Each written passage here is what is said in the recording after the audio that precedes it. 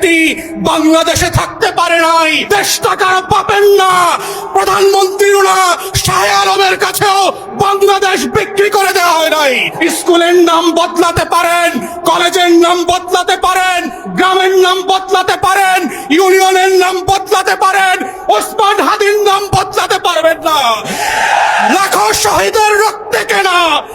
অতএব আজকে যারা বিচার নিয়ে ছিনিমিনি খেলছেন, বাংলাদেশের ইতিহাসের অন্যতম যোগ্য ব্যক্তিকে আইসিটির প্রসিকিউশন থেকে সরিয়ে দিয়ে একটা অযোগ্য দালাল দলীয় লোককে দিয়েছেন।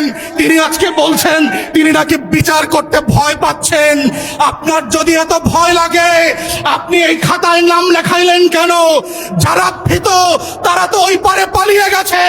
নতুন বাংলাদেশ সাহসী শহীদদের জন্য, আবু সাইদ মুগ্ধের জন্য, যারা বিচারকে নিজের শাহাদাতের সম্মাননা আকারে নিয়ে এই ফয়সালা করবে, যেটা আপনারা করতে পারছেন না, দালালি করছেন।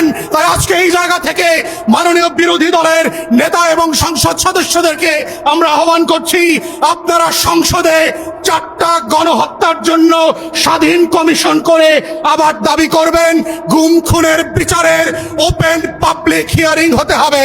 যেটা আমেরিকাতে, পশ্চিমা দেশগুলোতে যেই গণশুনানি হয়, গত 17 বছরের হাজার হাজার গুম হয়ে যাওয়া লাশ পর্যন্ত, স্মৃতি পর্যন্ত হারিয়ে ফেলা মানুষদের গল্প এই বাংলাদেশের 20 কোটি মানুষের ঐতিহাসিক স্মৃতি সংরক্ষণের জায়গা থেকে স্মরণে রাখতে হবে।